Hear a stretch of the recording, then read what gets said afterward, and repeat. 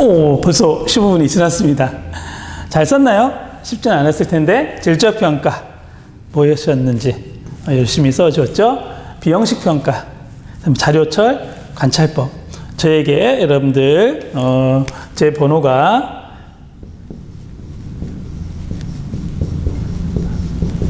빨리 지울게요. 여러분들 메모하고 인터넷에 알려주면 안 되니까 여기로 여러분들 토구를 보내주면 안 되겠습니다. 여러분들 알겠죠? 요거 찍은 거 혹시 안 보낸 사람 있으면 토구로 보내줘서 표시해주면 됩니다. 위에 꼭 학번과 이름이 있어야 제가 알 수 있으니까 할게요.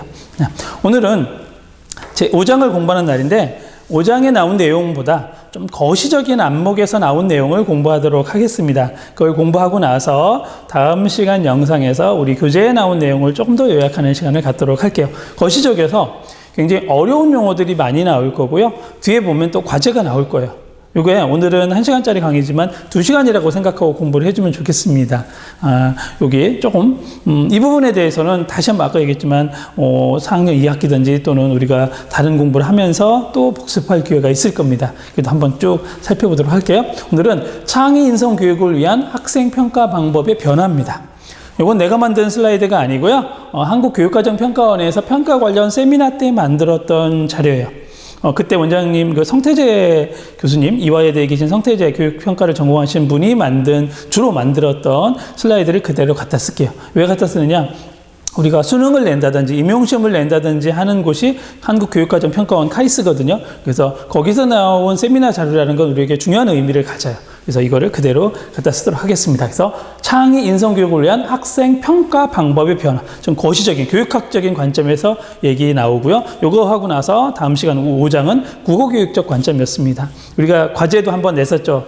전주에 뭐 썼냐면 과정중심 평가를 국어교육평가를 어떻게 할까라는 부분도 이렇게 살펴보는 겁니다. 교육학과 교과교육학, 국어교육학이 별도로 떨어지지 않았다는 걸 알 수 있습니다. 자, 가볼게요. 자, 이렇게 됩니다. 차례는 교육 목표와 교육평가, 수행평가는 뭔지, 교육평가 방법의 변화는 뭔지였습니다.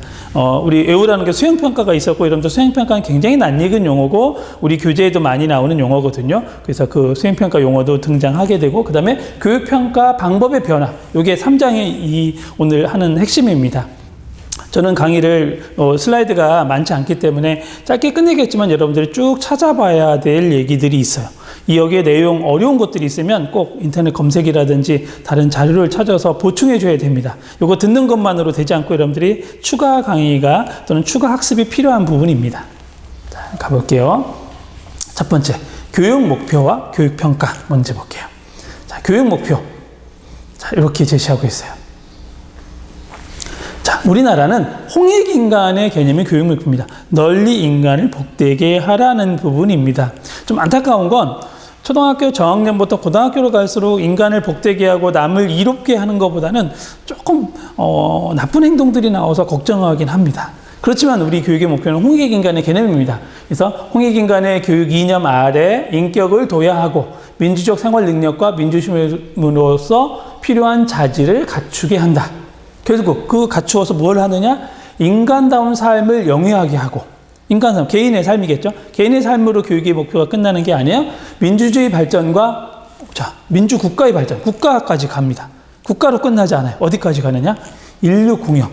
그러니까 전 세계에 이바지할 수 있는 사람에 대한 이상을 실현하는데 이바지해야 된다가 됩니다. 자, 개인의 삶이 행복해야 되고, 국가 발전, 민주적인 국가 발전에도 해야 되고, 인류 공용에까지도 이바지해야 된다라는 것이 우리 교육의 목표입니다. 되게 거시적이고 추상적이에요. 그러면 미국은 예를 들면 미국의 교육 목표는 뭐냐라고 하면 건강해야 된다. 기본 능력을 습득해야 된다. 가족 구성원의 가치를 획득해야 된다. 직업, 시민정신, 여가의 가치, 윤리적 특성을 가져야 된다라고 합니다. 우리랑 좀 차이 있죠.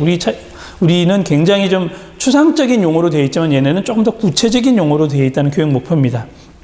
교육 목표가 구체적이 됐을 때 좋은 점이 있어요.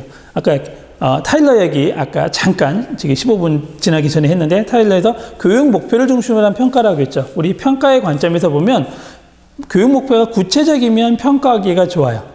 근데 교육 목표가 추상적이면 평가하기 어려워. 예를 들어서 인류 공용의 이상을 실현한다. 어떻게 평가하죠?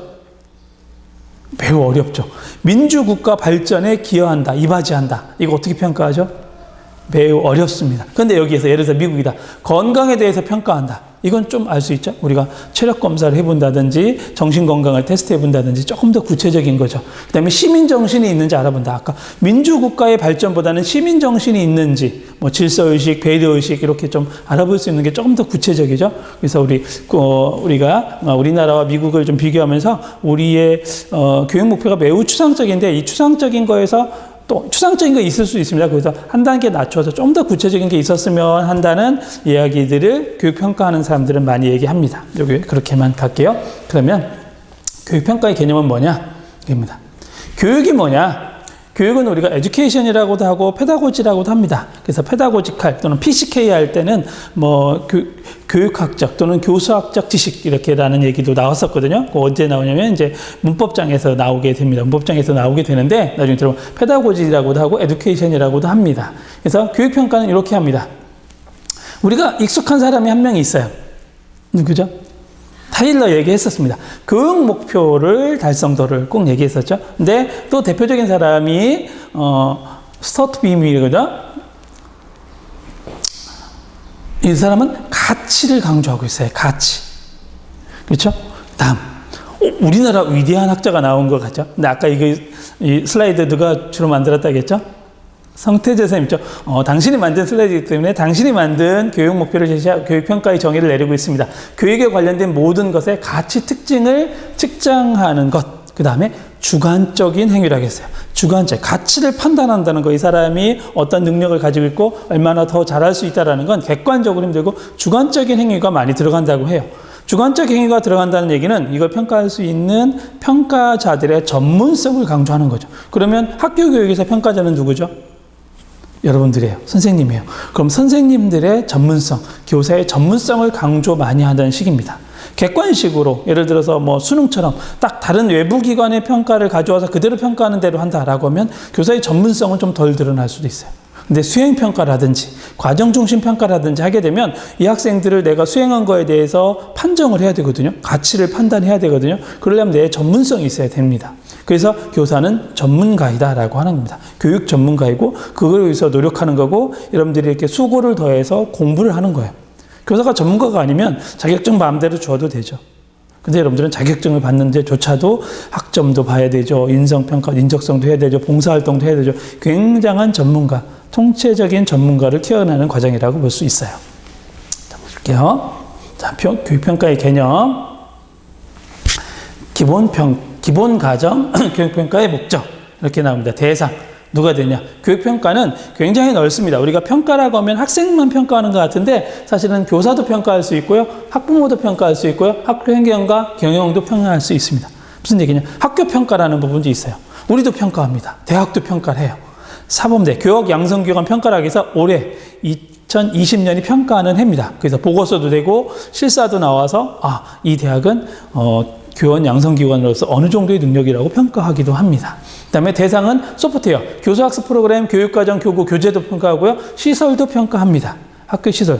우리 아까 교원 양성기관, 사범대 평가도 나오면서 시설도 평가합니다. 강의실이 어떤지 이렇게 스마트 시스템이 많이 되어 있나를 특히 올해 평가에서는 많이 본다고 합니다. 그래서 여러분들 스마트 기기가 주로 갖추어진 강의실, 여러분들 잘 모르겠지만 이 강의실에도 스마트 기기를 최대한 갖추려고 많이 노력을 했습니다. 그래서 뭐 미러링 기능도 없었던 걸 넣기도 했고요. 많은 기능을 하게 됩니다. 그 다음에 평가에 대한 평가도 하게 되죠. 그럼 기본 과정은 뭐냐? 여기서 교육평가는 조금 더 우리가 학생이라는 걸 좀 더 좁힐게요. 우리에게 익숙한 건 학생평가니까 학생들의 지금 능력을 가지고 다음에 얼마나 잘할까라는 잠재력을 평가하는 데 의미가 있어요. 우리가 수학능력시험이라는 건 대학 수학능력시험, 수능이라는 부분은 고등학교 때 능력을 가지고 대학에서 얼마나 수학 능력, 공부할 수 있는 능력이 있는가를 평가하는 겁니다. 그 미래 예측이라고 할 수 있어요. 그러니까 수능을 잘 봤다는 얘기는 고등학교를 잘 마쳤다는 것도 있지만 대학에 와서 수학 능력을 더 잘할 수 있다. 공부를 잘할 수 있다는 능력으로 판정을 하는 도구로 쓰고 있어요. 근데 그게 뭐 일치하지 않느냐는 조금 더 다른 가치의 문제지만 일단은 수학 능력 평가라는 건 그런 부분이 있습니다. 그래서 여기서 학습자의 잠재 능력 개발 가능성도 봐야 된다라는 부분이에요. 그다음에 여기 조금 더 가면 이렇게 되죠. 우리가 제일 익숙한 건 이거예요. 학업 성취 수준 평가죠. 우리가 학업 성취도 평가 또는 뭐 기말고사, 중간고사 또는 뭐 지금 얘기했던 수학능력 평가도 학업 성취의 개념을 많이 가지고 있습니다. 그렇지만 이렇게도 하게 됩니다. 교육과정도 평가하게 됩니다. 우리가 지금은 2015를 하게 되죠. 2015 교육과정 평가를 해서 안 좋고 반성해야 된다라고 하면 뭐 예정하는 대로 2022가 나올 수도 있죠. 교육과정이 계속 바뀌는 것도 교육과정 평가할 수도 있습니다. 다음에 선발과 자격증 부여. 요거 자격증 부여. 여러분들한테 인적성 평가 왜 하는 거죠? 그것도 교육평가입니다. 뭐 하려고? 자격증 부여 관련됩니다. 인적성 평가 몇 회 통과해야 돼요? 2회. 예전엔 그것도 없었습니다. 그러다 1회였다가 지금 2회까지 늘어났습니다. 또는 여러분들 심폐소생술 교육하죠? 그것도 왜? 뭐 선발에서도 교육평가입니다. 그것도 통과했느냐 안 했느냐. 물론 통과 안 했느냐 학점 안 나오는데 아니에요. PF예요. 그러니까 통과냐 안 통과냐라는 거는 PF를 통과하는 것도 교육평가라고 할 수 있어요. PF제라고 하죠. 그런 걸 통해서 자격증 보이는 것도 하는 겁니다. 교육평가의 개념은 이렇게 광범위할 수 있습니다. 제가 이렇게 좀 간략하게 넘어가는 건 뭐냐면 여러분들이 그 교직 과목에서 교육평가라는 걸 별도로 또 배우게 돼요. 그때 많이 다룰 것 같아서 그렇게 합니다. 지금 2학년 1학기 때는 안타깝게 교육평가를 배우지 않아서 그렇지만 여러분들이 또 학기가 지나고 나면 교육평가 때 조금 더 보태서 배울 수 있도록 하세요. 네. 자, 다음 교육평가관입니다. 이게 굉장히 중요한 용어입니다. 교육평가관은 밑에서부터 볼게요. 자, 규준참조평가라는 말이 있습니다. 잘 안 들어봤던 용어죠. 쉬운 말로 이건 상대평가라고 개념을 하면 돼요. 상대적으로 세워서 줄 세우는 거다. 예를 들어서 100명이 있으면 20%까지는 A를 주고 그 다음에 20에서 40%까지는 B를 주고 이런 어떤 규준, 절대적으로 다른다. 규준이라는 놈이라는 부분이 있는 거고요. 그거에서 뭐로 바꾸냐면 준거참조평가로 합니다. 준거참조평가는 여러분들 익숙한 용어로는 어떤 개념이라고 생각하면 되냐면 절대평가라는 개념을 해주면 됩니다. 자, 이번 학기는 코로나로 인해서 우리 전 과목을 우리 대학에서 절대평가라고 했습니다. 그런데 오해하는 사람이 있어요. 절대평가만 나 A 아니면 최소 B야. 아니에요. 절대평가가 더 맞기 힘든 수도 있습니다. 예를 들어서 여러분들이 지금까지 수시평가라든지 중간고사, 기말고사 또는 요약하는 거, 여러분들이 페이퍼 낸 것, 과제 낸 것을 다 합쳐서 100점 만점으로 환산했다고 봐요. 그런데 평가자가 이 과목이라면 내가 되겠죠? 내가 평가자가 90점 이상만 A를 주겠다라고 하면 90점이 넘지 않으면 A를 하나도 줄 수가 없는 경우예요. 그렇기 때문에 더 힘든 경우도 있습니다. 그래서 절대평가라 해서 학점이 무조건 좋다가 아니라 여러분들 절대적으로 어떤 기준, 즉 무슨 얘기냐? 상대평가 때는 A는 30%만 줘야 된다. 그럼 100명이 있으면 30명 이상이 아무리 잘했어도 못 주는데 절대평가는 아까 100점 만점인데 90점 이상이 80명이 나왔다. 그럼 80명을 A를 줄 수 있다는 장점이 있는 거죠. 그렇기 때문에 그런 차이가 있는 거지 절대평가라고 해서 무조건 잘 준다라는 건 아닙니다. 그때 이게 뭐냐? 준거라는 거예요. 준거를 90점 이상이라는 준거를 A라고 주면 그 준거가 무조건 그 이상이 맞은 인원수, 뭐 퍼센트, 비율 상관없이 무조건 줄 수 있다. 80%는 B다. 이런 식으로 주어지는 거죠. 이게 준거입니다. 이게 가장 많이 익숙한 용어가 됩니다. 우리 상대평가, 절대평가처럼 되죠. 요즘에 조금 국어과인데 영어 한번 쓸게요. 핫 이슈. 핫 이슈가 되는 용어는 바로 이겁니다. 능력 참조 평가와 성장 참조 평가입니다. 이것이 늘어남으로써 평가 방법이 다양화됐다는 거예요. 우리 제목이 평가 방법의 변화였죠. 자, 능력 참조 평가. 아까 같은 말이에요. 기준. 상대적인 기준, 퍼센트 비율을 기준을 했다라고 하면 그게 했으면 규준 참조 평가고 여기에 얘기했던 준거. 퍼센트라든지를 하지 말고 몇 점 딱 어떤 준거. 예를 들어서, 요 준거 참조 평가의 대표적인 건 뭐 운전면허 시험. 본 사람은 알겠죠? 운전면허 시험에 필기형에 몇 점 이상 맞으면 뭐 6점 이상의 뭐 다 합격이다라고 하면 60점 맞으나 99점 맞으나 거의 100점 맞으나 합격한 건 똑같아요. PF 과목도 이렇다고 할 수 있죠. 아까 얘기했던 인적성 검사도 이거일 수 있어요. PF 과목 보면 절대평가라고 할 수 있으나. 자, 핫 이슈. 능력 참조 평가. 능력을 참조해서 평가해낸다. 그 다음에 얘는 성장 참조 평가. 성장. 처음에는 이 정도 했는데 성장을 이만큼 한 사람과 이만큼 한 사람은 차이가 있다. 조금 있다가 다시 한번 뒤에서 개념이 나오니까 그때 조금 더 설명할 수 있도록 할게요. 그래서 이 교육평가관이 다양화되어 있고 다원화되어 있다는 부분이 그래서 여기에서 다양화된다는 부분입니다. 이 용어는 꼭 기억해주고 찾아봐야 됩니다. 제가 이따 뒤에 개념 설명하고도 이해가 안 되면 여러분들이 검색 등을 통해서 꼭 찾아봐야 됩니다. 가볼게요. 자, 그러면 조금 더 이제 규준 평가에 대한 또는 준거 참조 평가에서 많이 나오는 용어를 한번 볼게요. 자, 평가의 종류에는 진단평가, 형성평가, 총합평가 또는 총괄평가라고도 합니다. 진단평가는 어떤 교수학습이 이루어지기 전에 진단하는 것. 그다음에 형성평가는 교수학습 중에 이루어지는 평가. 그래서 우리가 교수학습 과정안 짜게 되면 여러분들이 지금은 잘 짜지 않지만 조금 지나서 교수학습 과정안 짜게 되면 꼭 교수학습 과정안 중에 정리 파트에 가게 되면 내용 정리와 형성평가를 꼭 넣게 되죠. 여러분들 그건 좀 더 기다리면 되고, 그 다음에 총괄평가. 총괄평가를 여러분들이 쉽게 아는 중간고사, 기말고사라고 생각하면 됩니다. 몇 개의 단원을 모아서 보는 것. 저도 마찬가지죠. 중간고사나 기말고사를 예를 들어서 지금부터 배운 우리 교재에서 배운 거를 기말고사 보겠다라면 총괄평가의 개념을 갖게 되죠. 약간 수시평가라고 하는 개념은 형성평가라고 할 수 있어요. 그날 배웠던 것을 아주 짧게 하는 개념이라고 보면 됩니다. 그 다음에 참조 준거에 의한 건 규준, 준거, 능력, 참조, 성장. 성장. 이거는 조금 아까도 얘기했고 또 등장할 겁니다. 볼게요. 자, 됐죠? 설명했죠? 자, 진단평가는 어떻게 되느냐? 교수학습 전에. 그다음에 형성평가는 교수학습 진행 중에. 총합평가, 총괄평가는 교수학습 완료 후에. 그다음에 어떤 걸 해야 되는가? 평가 주체는 누군가? 그다음에 평가 기준은 뭔가라는 부분입니다. 특히 평가 기준에서 용어죠. 평가 기준. 진단평가에서 우리가 상대평가로 비율을 나눌 건 아니니까, 이 진단평가 얘기했던 걸 잘 아느냐, 모르느냐. 즉, 그래서 교수학습 계획을 세우기 위해서 꼭 하는 거고, 학생의 수준을 판별하기 위한 거죠. 그 다음에 형성평가도 준거로 주로 하게 됩니다. 여기서 점수보다는 얼만큼 아는가, 모르는가. 형성평가를 잘 못했다라고 하면 교수학습으로 다시 피드백 가서 다시 한번 가르쳐야 되겠다. 다시 한번 학습을 하도록 해야 되겠다라는 하게 되죠. 그 다음에 총합평가는 규준도 하게 됩니다. 여러분들 특히 고등학교 시험에서의 중간 기말은 되게 상대평가의 개념이죠. 비율 나오게 되죠. 물론 지금은 교과평가제라고 해서 또는 성과평가라고 해서 준거를 많이 하는 경우도 있습니다. 특히 영어 과목 같은 경우 수능에서도 어떻게 보면 상대평가가 아니라 비율이 나오는 게 아니고 준거를 해주게 되죠. 그래서 지금은 변형되겠습니다. 이렇게 되겠죠.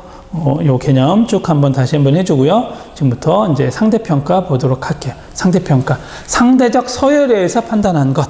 비교 집단의 기준에 따라 다릅니다. 그래서 내가 어느 집단에 속했느냐에 따라 상대평가가 달라질 수 있어요.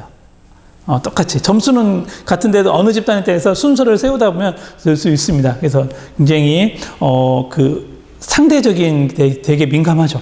예전에는 그래서 이걸 상대평가하게 되면 공책도 안 빌려준다. 왜? 나보다 점수가 0.1점만 맞아도 나보다 앞서서 등급이 달릴 수도 있어요.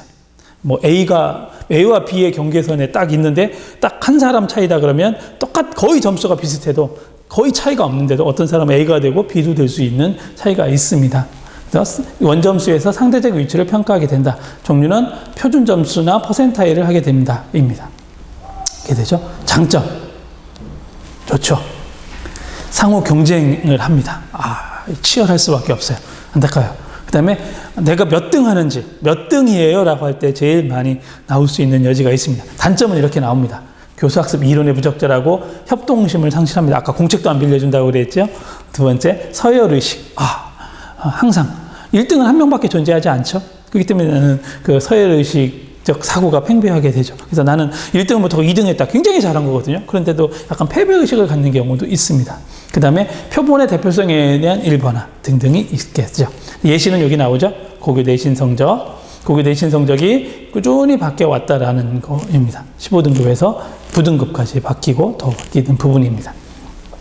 그 다음에 이제 상대평가 요겁니다라고 볼 수 있죠. 요 그림 여러분들이 정규분포라고 하는데 정규분포에 의해서 0이고요.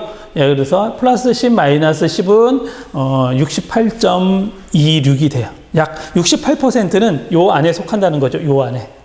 되죠? 그 다음에 여기까지 가면 0.003% 정도가 되면 최밖에 속하게 되죠. 여기 속하게 되면 아마 우리 수능으로 치면 상위 몇 퍼센트? 이런 얘기 나오는 부분이 되고요. 이쪽은 하위가 되는 부분입니다. 그래서 이 부분에 가장 몰려있게 됩니다. 등급에서. 실제로 많이 나오게 되고, 고등학교 해봐서 압니다. 고등학교 한 사람 알죠? 고등학교 1등급은 몇 퍼센트? 몇 퍼센트까지? 4%. 그죠? 그 다음에 2등급은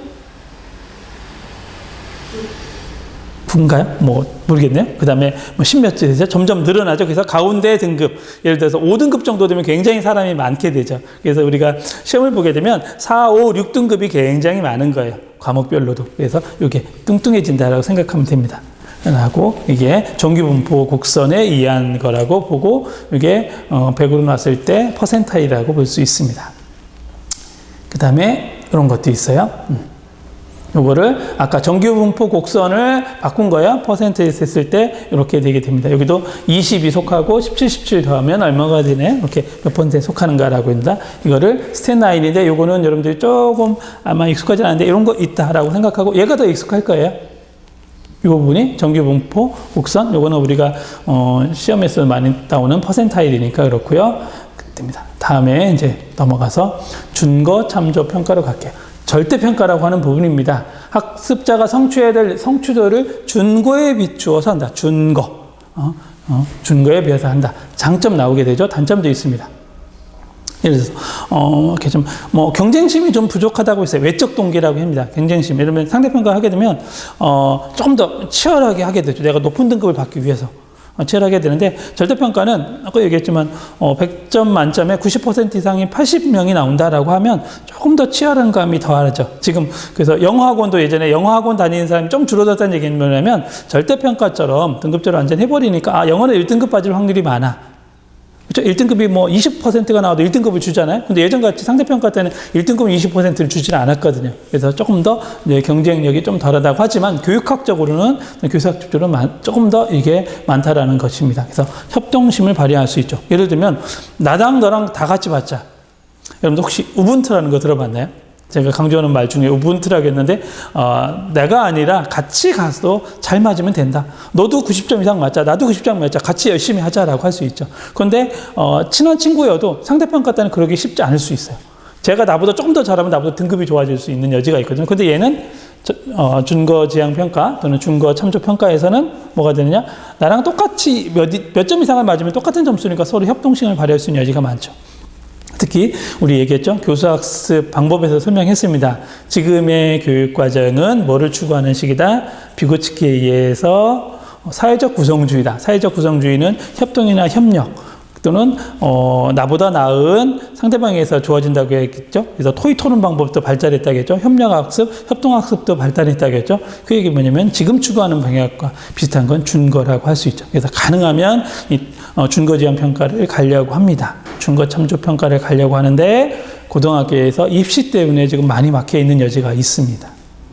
자, 다음 절대평가 볼게요. 이런 게 있어요. 그러면 어떻게 몇 점을 자르느냐 되게 중요합니다.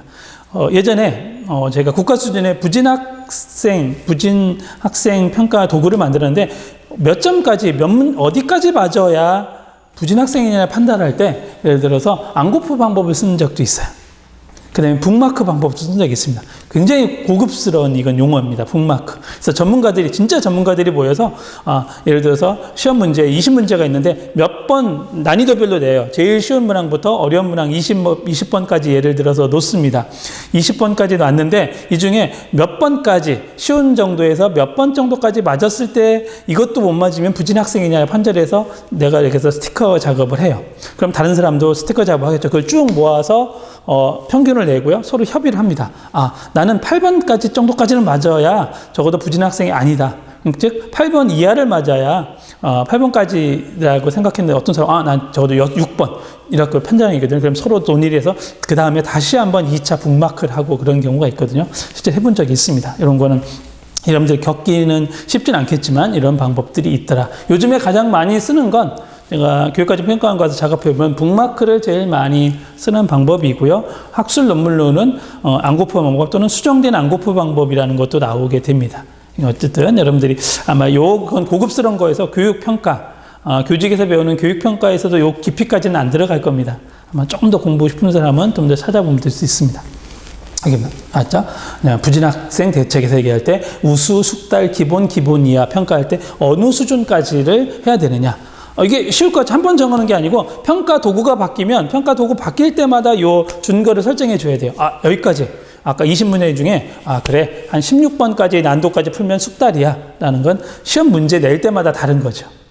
그죠? 그 집단마다 그 결과를 보기 때문에 됩니다. 준거 설정 방법이 있다라고 봐주면 되겠어요. 자, 이제 아까 얘기했죠? 가장 중요한 핫하다라는 부분 볼게요. 성장 참조 평가입니다. 얼마나 성장했는지를 보는 거예요. 자, A는 여기서부터 출발했습니다. 근데 여기까지 왔어요. 이만큼 성장했어요. B는 여기까지 와서 이만큼 성장했어요. 그럼 성장 속도로 보면 어떤 거예요? 대답해 볼까요? 누가 성장이 많아요? B예요. 근데 얘를 상대평가하게 되면 누가 우수하는 거예요? A가 준거를 하게 돼도.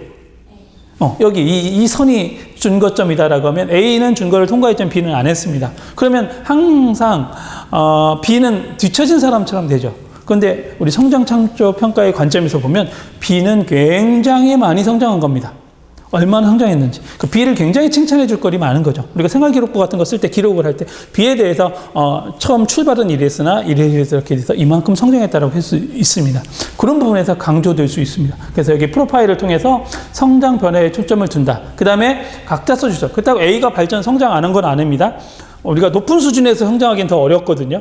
그렇죠? 밑에 좀 낮은 좀 성적이 떨어졌을 때 쭉 올리긴 쉬운데 어떤 상위권에 가면 쭉 올린다는 게 쉽지 않거든요. 이 사람도 A라는 사람도 얼마만큼 성장했다라고 써줄 수 있죠. 그럼 B에 대해서도 우리가 아까 얘기했던 상대평가나 절차평가 때는 안 좋은 점수일 수 있지만 성장평가의 관점에서는 굉장히 많이 발전할 수 있어요. 그래서 개인별로 존중해주자라는 개념, 개인차를 존중해주자라는 개념이 나온 것이 성장참조평가라고 할 수 있습니다.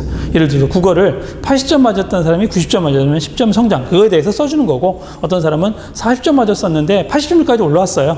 그러면 굉장히 많이 올라왔거든요. 그거에 대해서 써주면 되겠죠. 실망하지 않고 앞으로 더 성장할 수 있다는 가능성, 아까 잠재 가능성 같은 것도 써주는 게 성장참조평가라고 할 수 있습니다. 자, 조금 더 개념을 더 찾아볼 수 있으면 좋겠습니다. 그 다음에 능력참조평가입니다. 자, 능력에 비추어 최선을 다했는지 평가를 해주는 거예요. 예를 들어서 어떤 사람이 국어 점수를 90점 맞았어요. 근데 얘의 능력은 95점 정도는 충분히 되는 학생인데 90점을 맞았어요. 그러면 능력참조평가에 봤을 때는 얘는 최대한 두 베스트를 하지 않죠? 최선을 다한 게 아니기 때문에 좋은 점수는 아닙니다. 근데 얘는 아마 능력을 봤을 때 한 88점인데 90점을 했다. 그럼 진짜 최선을 다해서 올렸죠. 그럼 굉장히 성장도 했지만 최선을 다했기 때문에 할 수 있는 거죠. 그래서 그 학생이 가지고 있는 능력을 최대한 발휘한 것인가입니다. 그 다음에 충분한 시간을 주어졌을 때, 여러분들 그렇습니다. 제가 수시평가 볼 때는 시간을 딱 90분 주어지고 올리라고 했습니다. 근데 어떤 과제를 낼 때는 시간을 꽤 많이 줬어요. 3시간 정도를 주고 충분히 과제를 제시하라고 했습니다.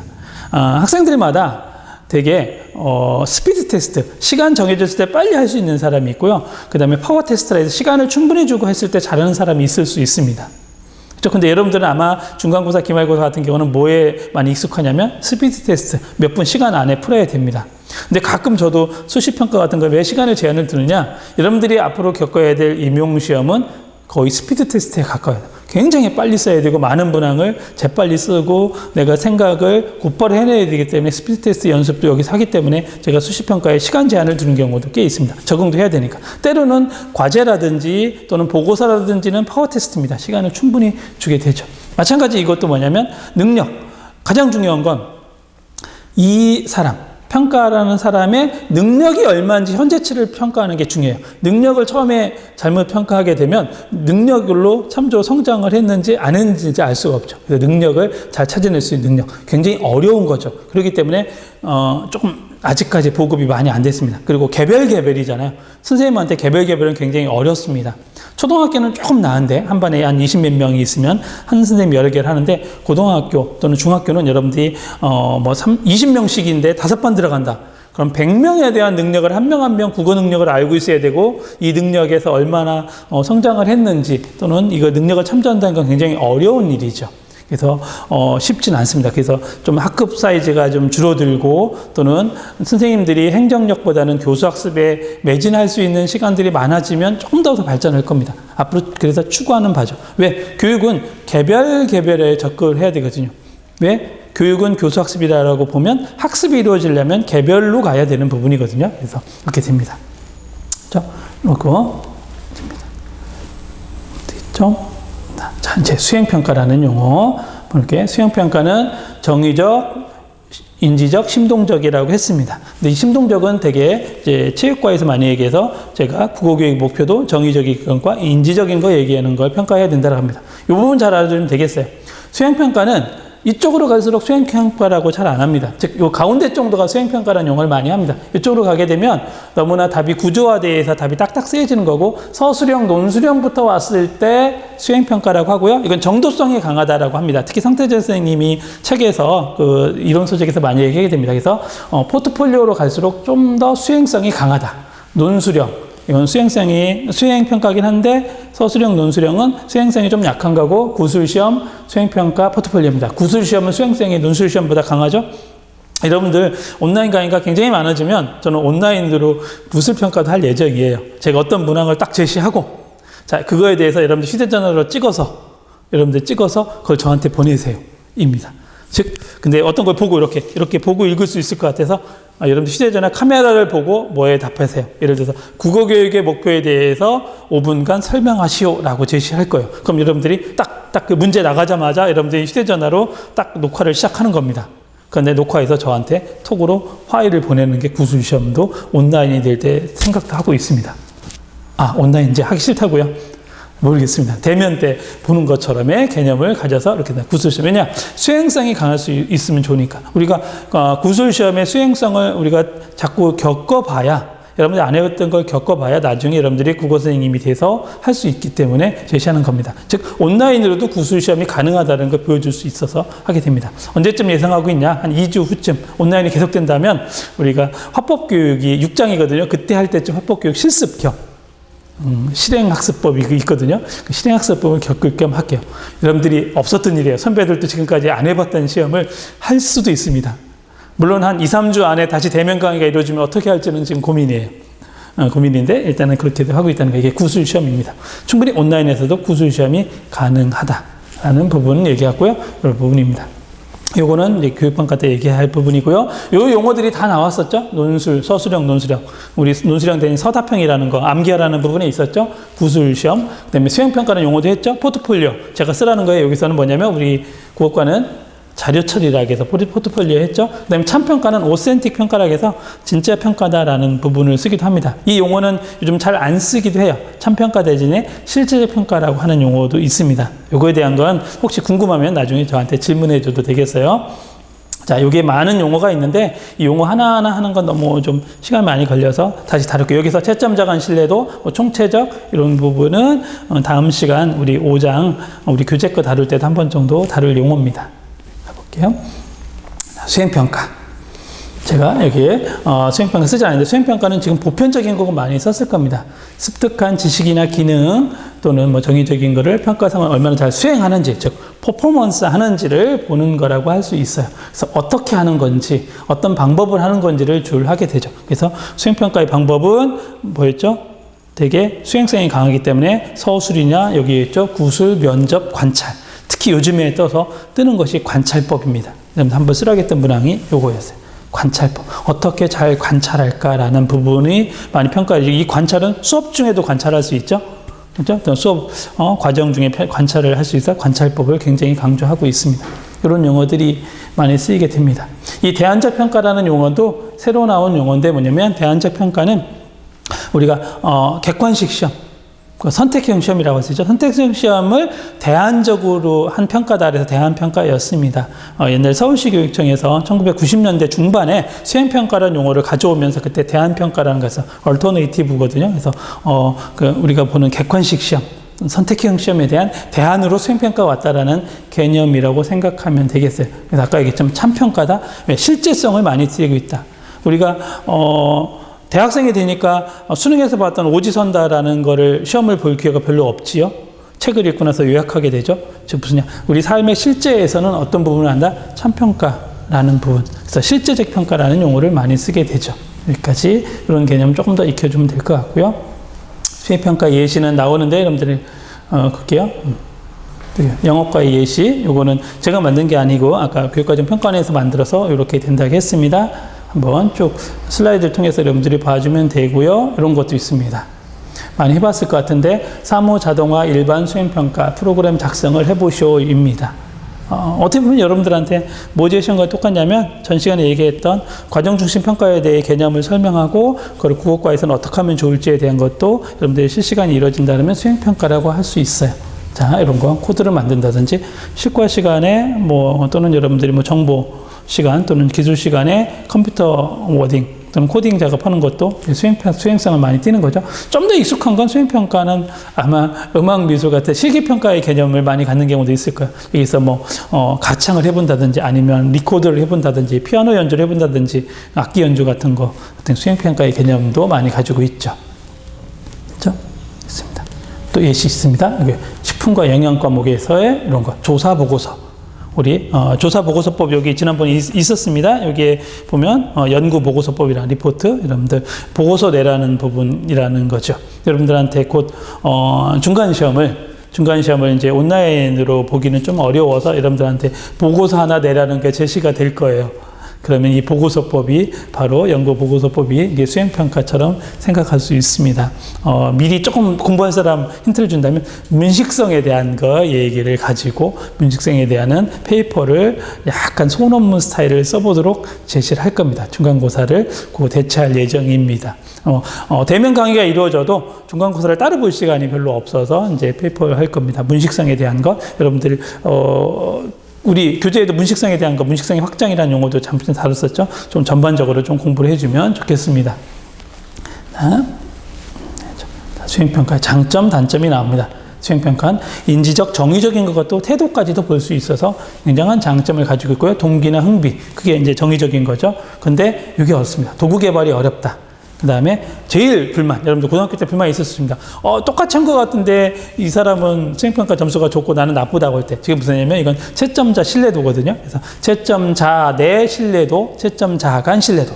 아까 표에서 나왔는데 채점자 내는 내가 기분 좋을 때 채점하면 점수가 좋고 기분 나쁠 때 채점하면 점수가 나쁘다. 똑같은 걸 가지고 언제 채점하냐에 따라 점수가 왔다 갔다 하면 신뢰도가 없는 게 나오죠. 채점자간은 똑같은 글을 보고도 어떤 사람은 좋게 평가하고 어떤 사람은 나쁘게 평가한다라고 하면 채점자간 신뢰도가 좋지 않은 게 됩니다. 이거에 대해서는 아마 우리가 대면 강의 하게 되면 말하기 듣기 화법 교육에서 조금 한번 달아보는 경험을 해볼 텐데 여러분들 온라인일 때는 조금 불가능하긴 합니다. 대면 강의가 이루어지면 그때 실습을 해보면서 채점자 간 신뢰도가 어떤지 여러분들 한번 실습을 볼 수 있는 기회를 갖도록 할게요.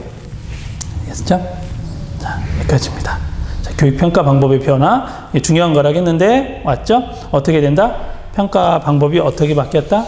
개별적인 거, 개별적인 용어가 뭐 있었죠? 성장 참조 평가, 능력 참조 평가. 그 다음에 종합적으로 바뀌는 거죠. 그 다음에 다양화되고 있습니다. 다양화되고 있는 평가 방법에 대한 부분이 나오고 있습니다. 그렇죠? 이렇게 간단하겠죠? 자, 상대평가에서 뭐로 간다? 상대평가에서 성장참조평가로 간다. 즉, 아까 용어에 있었죠? 이건 롬이 뭐였죠? 롬 레퍼런시드 규준 참조평가. 그 다음에 크리테리온 준거 참조평가. 여기까지도 굉장히 지금도 우리 변화하고 있는 주축 중에 하나입니다. 근데 교육이 더 미래로 나아간다면 어디로 가야 된다? 어빌리티. 두 번째, 그로스, 성장. 능력 참조 평가, 그다음에 성장 참조 평가까지 나가는 거 있어서 좀 좋겠습니다. 용어는 이볼루에이션이라고 썼지만 어떤 사람은 어세스먼트라고 쓰는 것도 있으니까 영어에 대해서는 조금 좀 넓게 가주면 되겠습니다. 됐죠? 그 다음에 요겁니다. 아까 표에서 어떻게 한다? 왼쪽으로 가야 된다? 오른쪽으로 가야 된다? 오른쪽으로 주로 가겠죠. 참평가 이런 쪽으로 갑니다. 가능하면 지금까지는 여러분들이 선다형 이런 걸 많이 했었다는 얘기죠. 그래서 서술형, 논술형 대학에 와서는 이걸 굉장히 많이 하게 되죠. 어쨌든 단답형 쓰라는 거. 그래서 이제 구술시험, 수행이라든지 포트폴리오까지. 대학에서 포트폴리오까지 힘들지만 중고등학교도 쉽진 않지만 여러분들이 독서 이력철 이런 거 들어봤을 거예요. 독서 종합 시스템 이런 것이 사실은 독서 이력철의 개념, 포트폴리오의 개념을 가져왔던 겁니다. 사실 여러분들이 수시평가를 위해서 독서 목록 쭉 쓰죠. 난 무슨 책을 읽었고 그것도 어떤 개념을 갖냐면 입학사정관의 입장에서 봤을 때 독서 이력처리의 개념이에요. 포트폴리오의 개념이라고 할 수 있어요. 여러분들 실시는 되고 있습니다. 잠정적으로. 그렇죠? 이렇게 갈 수 있으면 좋겠다는 겁니다. 그 다음에 이거죠. 일회성 평가에서 지속적 평가로. 즉 기말고사 한번 딱 보고 하는 게 힘들죠. 우리가 정시, 수시의 문제점이 굉장히 많지만 정시에 대해서 가장 비판을 받는 것, 수능 딱 한 번만으로 인생이 달라진다는 거죠. 그날 컨디션이 안 좋아서 평상시에 잘 보다가 그날 잘 못 봤어요. 그럼 그거로 인생이 정해지면 안 된다라는 게 수시, 정시 평가의 가장 단점이죠. 그래서 수시 평가처럼 꾸준히 갖고 와야 된다. 물론 이게 학부모 능력이다 또는 금수저, 은수저에 따라 달라진다라는 비판도 있지만 이 개념에서 온 거긴 합니다. 수시 평가의 개념. 그래서 입시가 다양화됐으면 좋겠다. 어느 거로 몰렸으면 좋지 않겠다라는 개념입니다. 그래서 한 번의 시험으로 인생이 달라지면 안 된다. 그걸 나중에 너무 인생이 가혹할 수 있죠.